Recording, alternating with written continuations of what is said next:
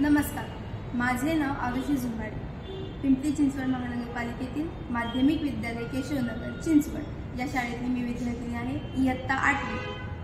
माझ्या व्याख्यानाचा विषय आहे सावरकर, एक वैश्विक नेता.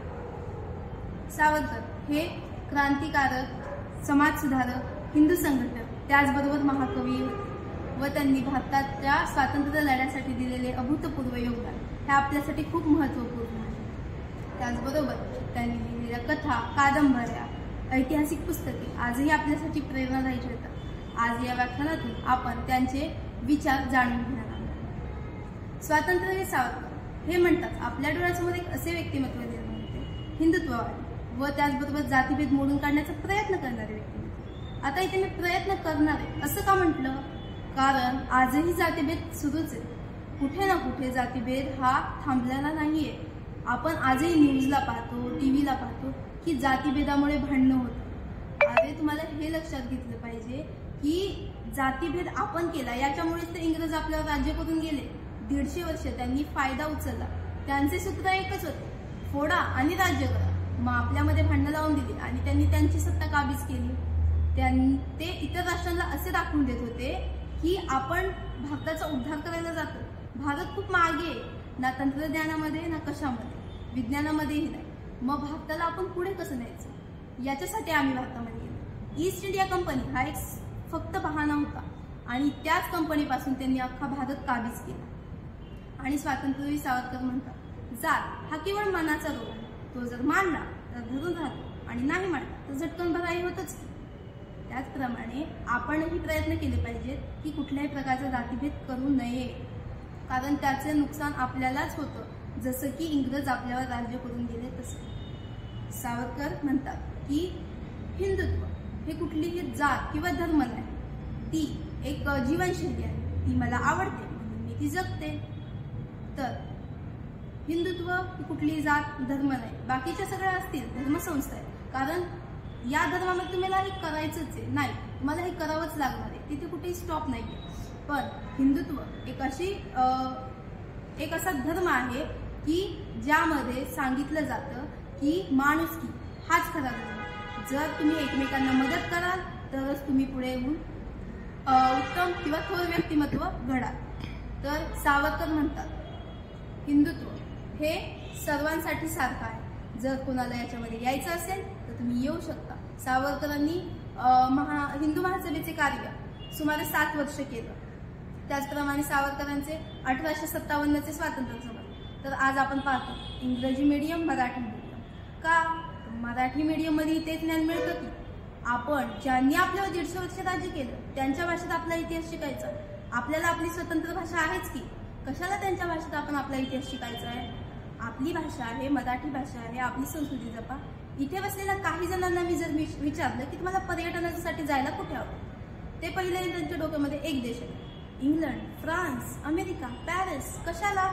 महाराष्ट्रात आहेत बघण्यासारखी ठिकाणे, दिल्लीला आहेत, आग्र्याला आहेत, काश्मीरला आहेत. ते तुम्ही बघत नाहीयेत आणि तुम्हाला त्यांचा इतिहास जाणून घ्यायचा आहे. आज आपण विचारलं, लहान बाळाला सुद्धा माहिती आहे की एलिझाबेथ ही इंग्लंडची राणी होती. पण राष्ट्रपती, भारताचे पहिले राष्ट्रपती कोण? नेहरू की गांधी? हे सांगताना तुम्हाला जीभ तुमची अडखळते. पहिले स्वतःचा इतिहास जाणून घ्या, नंतर त्यांचा इतिहास बघा. जा तुम्ही इंग्रजीमध्येही पुढे जा, सगळ्या विषयांमध्ये पुढे जा, पण सर्वात पहिले आपली संस्कृती जपा. आपली संस्कृती जपणे हे खूप आता मागे जात चाललंय. मराठी जो व्यक्ती बोलतो त्याला खूप कमी लेखलं जातं, जसं अशिक्षित आहे. पण तसं नाही, अशिक्षित खरे तुम्ही आहात. तुम्हाला आपली संपूर्ण मराठी भाषा माहिती नाहीये. असं का? 2 माणसं एकमेकांशी बोलताना किती मराठी बोलतात, आपण किती शिकलेले, आपण किती शिक्षित हे दाखवण्यासाठी तुम्ही इंग्रजी शब्दांचा वापर करताय. त्याऐवजी तुम्ही मराठी शब्दांचा वापर करा. एवढं असं काही नाहीये की मोठं काय. आता मी तुम्हाला सांगते, जेव्हा स्वातंत्र्यवीर सावरकर बॅरिस्टरची परीक्षा ते उत्तीर्ण झाले होते त्यावेळेस त्यांना एक सर्टिफिकेट होतं बॅरिस्टरचं आणि त्यासोबत त्यांना एक कागद दिला गेला होता. त्याच्यावर असं लिहिलं होतं की जर तुम्हाला हे सर्टिफिकेट पाहिजे तर तुम्हाला इंग्रजांविरुद्ध आवाज उठवायचा नाही, कोणत्याही स्वातंत्र्य चळवळीमध्ये तुम्हाला सहभाग घेता येणार नाही. मग त्यावेळेस सावरकर म्हणाले मला हे मान्य नाही, माझ्या भारत मातेशी मी दगा का करू, एक छोट्या पदवीसाठी, किंचित पैशासाठी, हे सावरकरांना मान्य नव्हतं. आणि आज काही पक्ष, काही नेते त्यांच्या विरुद्ध बोलतायत. असं का? सावरकरांवर टीका करतायत. तुम्हाला माहिती तरी होतं का सावरकर किती थोर व्यक्तिमत्व आहेत? जेव्हा त्यांनी 1857चे स्वातंत्र्य समर लिहिले तेव्हा राजद्रोह पर लिखाण म्हणून त्यांना अटक करण्यात आली व अंदमान येथील काळकोठरी ते बंद होते. त्याचप्रमाणे तुम्हाला जर साधी ठेच जरी लागली तरी तुम्ही लगेच डॉक्टरांकडे पळता किंवा डोळ्यातनं पाणी काढता. पण सावरकरांनी तिथे 11 वर्ष मरणोत्तर यातना सहन केली, तब्बल 11 वर्ष. मग हे तुम्ही समजून घ्या की सावरकर हे किती थोर व्यक्तिमत्व होते आणि त्यांच्यावर तुम्ही आज टीका करताय, हे बरोबर नाही. तुम्हाला आजही पर्यटनासाठी त्यांचा देश आठवतो. आपल्या देशामध्ये किती काय काय बघण्यासारखे.